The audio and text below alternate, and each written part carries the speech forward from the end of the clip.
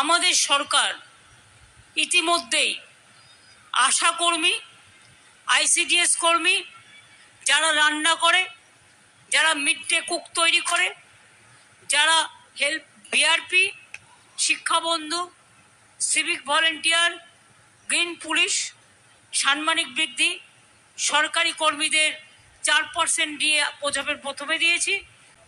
পাট্টা প্রদান, কৃষক বন্ধু, বাংলা শস্য বীমা যোজনা, খাদ্য সাথী, স্বাস্থ্য সাথী, এ সবটাই করা হয়েছে। কিন্তু আপনারা আমায় বলুন তো, বিজেপি এখান থেকে যাকে ভোটে দাঁড় করিয়েছিলেন এবং যিনি জিতেছিলেন, জেতার পরে তিনি মিনিস্টারও হয়েছিলেন, তাই তো? তো মিনিস্টার থাকাকালীন, এমপি হওয়াকালীন তিনি কোন কাজটা আপনাদের জন্য করেছেন? আমাদের সরকার তৃণমূল কংগ্রেস জেতবার পর আমরা বলেছিলাম লক্ষ্মীর ভাণ্ডার করব, করেছি। 1 মাস আগে বলেছিলাম বাড়াবো, বাড়িয়েছি। কৃষক ভাতা 10,000 টাকা দিই, কৃষি জমিতে মিউটেশন ফি লাগে না, শস্য বিমার টাকা আমরা দিই, আলুর বিমার টাকা আমরা দিই, কন্যাশ্রী স্কলারশিপ আমরা দিই, বিনা পয়সায় রেশন আমরা দিই, 5 লক্ষ টাকা স্বাস্থ্য সাথী আমরা দিই, শিক্ষাশ্রী তপশিলি আদিবাসী আমরা দিই, যারা আশ্রমিক স্কুলে থাকেন তাদেরও টাকাটা বেড়ে 1,800 করা হয়েছে। মনে রাখবেন, তাদের ব্যাংকে টাকা চলে গেছে। আমরা ওল্ড এজ পেনশন কেন্দ্র বন্ধ করে দিয়েছিল, কিন্তু আমরা গত মাসেই 28 লক্ষ লোককে নতুন করে দিয়েছি, যারা আমাকে সরাসরি মুখ্যমন্ত্রী এবং দুয়ারে সরকারে আবেদন করেছিলেন। এবং বিধবা ভাতাও করে দিয়েছি। লক্ষ্মীর ভাণ্ডার বলেছিলাম 1 এপ্রিল থেকে পাবেন, 1 এপ্রিল ব্যাংক বন্ধ, তাই 2-3 তারিখ থেকে আপনারা পেয়েছেন। যাদের 60 বছর বয়স হয়ে গেছে তাদেরটা বাতিল করে দেওয়ার কথা ছিল, আমরা বলেছি না, 60 বছর কেন, 60 বছরও যাদের হবে সারা জীবন তারা পাবে, কারণ ওইটাই লক্ষ্মীর ভাণ্ডারে দ্বিতীয় প্রোগ্রামে চলে যাবে ওল্ড এজ পেনশনের মধ্যে দিয়ে। 60 বছর বয়স যাদের হয়ে গেছে, এরকম 6 লক্ষ আছে, তাদের টাকা ছাড়তে শুরু হয়েছে।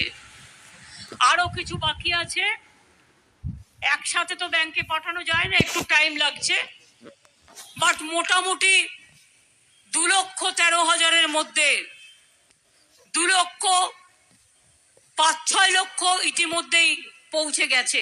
এই 2,05,6 লক্ষের মতো টাকা ইতিমধ্যে লক্ষ্মীর ভাণ্ডার পৌঁছে গেছে। প্রধানমন্ত্রী বলেন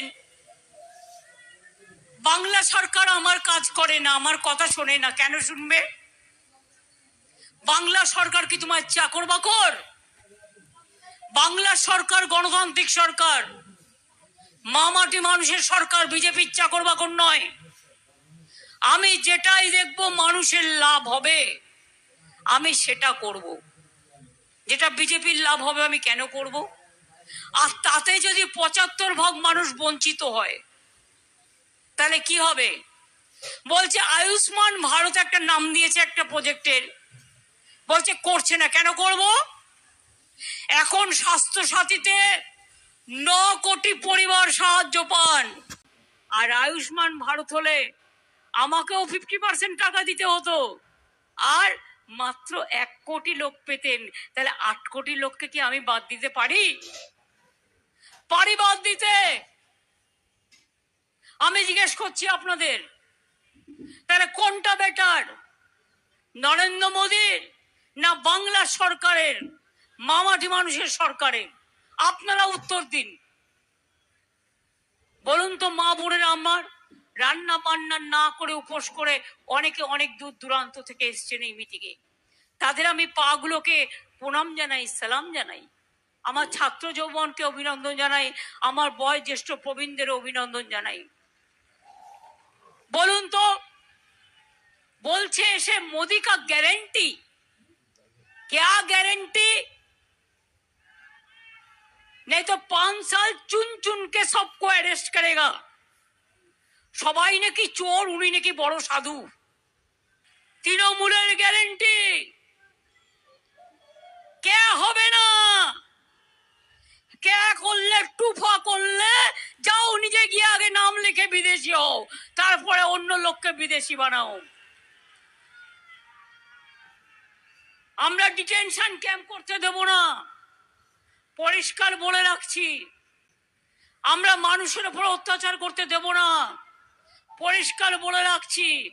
মোদির গ্যারেন্টি, মোদির ছবি, আর আমাদের গ্যারেন্টি আমি নই। আমি একজন ক্ষুদ্র মানুষ, আমার মা মাটি মানুষ, আমার মা বোনেরা আমার গ্যারেন্টি, আমার ভাই বোনেরা আমার গ্যারেন্টি, আমার হিন্দুরা আমার গ্যারেন্টি, আমার মুসলিমরা আমার গ্যারেন্টি, আমার তপশিলীরা আমার গ্যারেন্টি, আমার আদিবাসীরা আমার গ্যারেন্টি, আমার পাঞ্জাবিরা আমার গ্যারেন্টি, আমার পাহাড়িরা আমার গ্যারেন্টি, আমার তপশিলীরা আমার গ্যারেন্টি, আমার লক্ষ্মীর ভান্ডার আমাদের গ্যারেন্টি।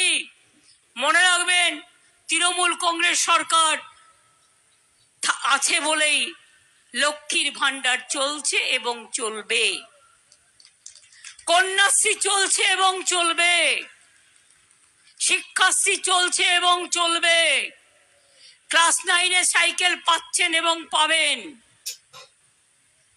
10-12 ক্লাসে যে স্মার্টফোন দেওয়া হতো, সেই স্মার্টফোনটাও আগামী বছর থেকে 11 ক্লাসে ছাত্রছাত্রীরা পেয়ে যাবে, যাতে তারা 11-12 দুটো ক্লাসে পড়াশোনা করতে পারে। মা বোনেরা আমার, মহিলারাই আজকে স্বাস্থ্যসাথী পরিবারের মেম্বার, আপনারাই লক্ষ্মীর ভান্ডার, আপনাদের রূপশ্রী প্রকল্প। ছাত্রছাত্রীরা আজ পড়াশোনায় কত ভালো হয়েছে, আজকে কত সুযোগ হয়েছে ওদের। সারা ভারতবর্ষের চেহারা দেখুন। মোদিকে বলুন, তুমি দেশ বাঁচাবে, দেশ বেচবে না, এই গ্যারেন্টি আগে মানুষকে দাও। কি করেছো তুমি? গ্যাসের দাম বাড়িয়েছো 1000 টাকা, গরিব মানুষ কেরোসিনও পায় না। ইলেকশন আসলে 200 টাকা কমবে, আর ইলেকশন চলে গেলে গ্যাস বেলুনের মতো ওটা বাড়বে, ফুলে ফুলে বাড়বে। অর্থাৎ তখন আপনাদের আবার বলতে হবে, ওহে নন্দলাল,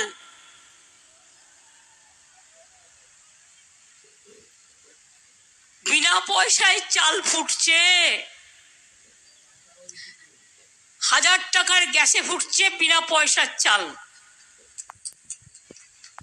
এই তো তোমাদের কাজ।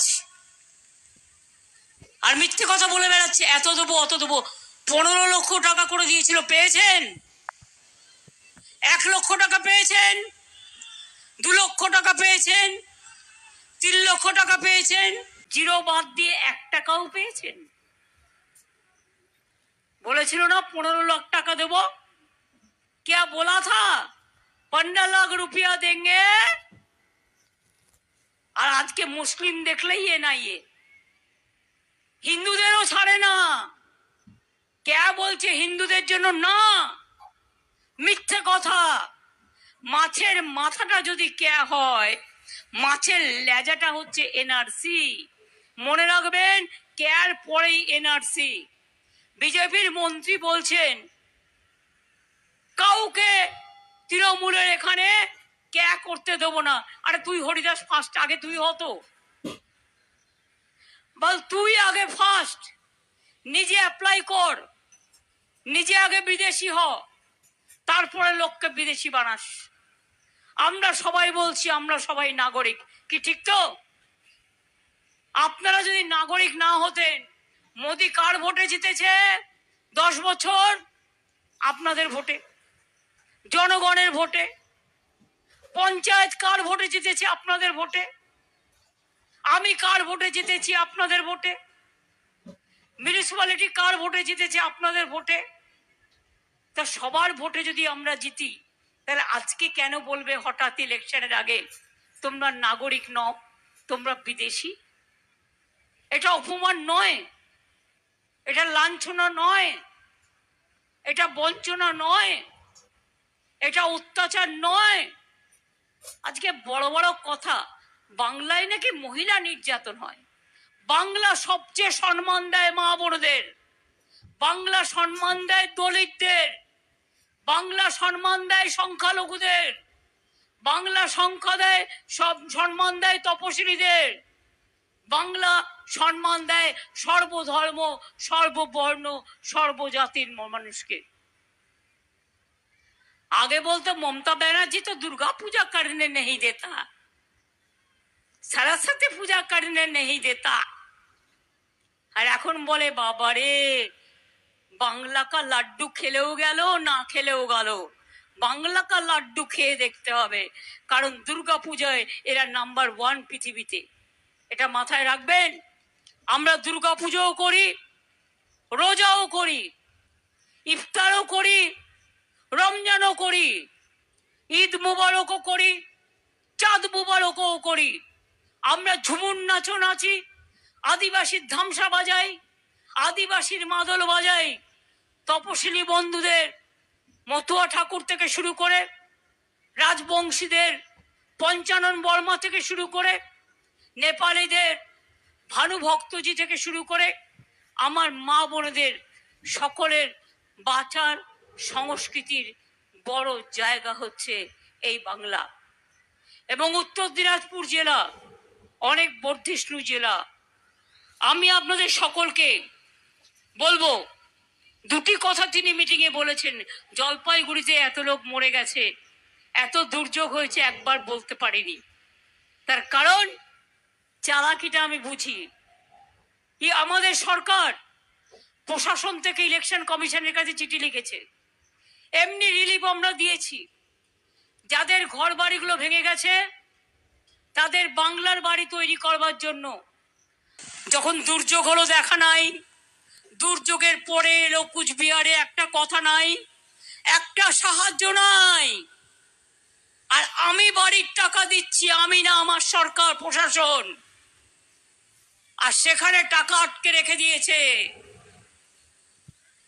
দেবে টাকা রাজ্য সরকার, আর নাম কিনবেন উনি। সেই জন্য মানুষগুলো কষ্ট পাবেন। জেনে রাখুন, জলপাইগুড়ি জেলার মানুষ, আলিপুরদুয়ার মানুষ, কুচবিহারের মানুষ, যাদের বাড়ি ভেঙে গিয়েছে তাদের সবাই তারা বাংলার বাড়ি পাবেন, এবং তাদের টাকা আমরা রেডি করে রেখে দিয়েছি। আজকে বলছে বাংলা দুর্নীতিবাজ, এত বড় সাহস! বাংলার অনেক পঞ্চায়েত আছে, অনেক গ্রাম সভা আছে, সব রাজনৈতিক দলেরই আছে, আমার তো একার নেই। আপনার বাড়িতে 5টা ছেলে যদি থাকে, 5 জনেই যে মিষ্টি হবে তার কোনো মানে নেই। একটা দুষ্টু হতেই পারে, দুষ্টু হলে তাকে ভালো শেখাতে হবে। কেউ যদি কোথাও কোনো অন্যায় করে থাকে, 136টার উপর টিম এসছে, তারা রিপোর্ট করেছে, তারা দেখে গেছে। আর বাংলায় প্রায় 450টা টিম পাঠিয়েছে। একটা আরশোলা কামড়ালে হিউম্যান রাইটস কমিশন, ছারপোকা কামড়ালে উইমেন কমিশন, চকলেট বোম ফাটলে এনআইএ। এসব অত্যাচার আমরা দেখতে পাচ্ছি, নজর রাখছি। মনে করবেন না সব ভুলে যাচ্ছি, প্রত্যেকটা নজরে আছে। 100 দিনের কাজ নিয়ে, দুর্নীতি নিয়ে কথা বলছে, মিথ্যে কথা। 3 বছর আমাদের কাজ দেয়নি। ওদের বলুন, আমি তো চ্যালেঞ্জ করেছি, শ্বেতপত্র প্রকাশ করো, এজির রিপোর্ট আর যে কমিশনগুলো এসেছিল তার রিপোর্ট। বাংলার রিপোর্টও বের করো, গুজরাটের রিপোর্টও বের করো, উত্তরপ্রদেশের রিপোর্টও বের করো, মহারাষ্ট্রের রিপোর্টও বের করো। উত্তরপ্রদেশে শুধু 85 লক্ষ ঝুমলা হয়েছে। সাধু পুরুষ না?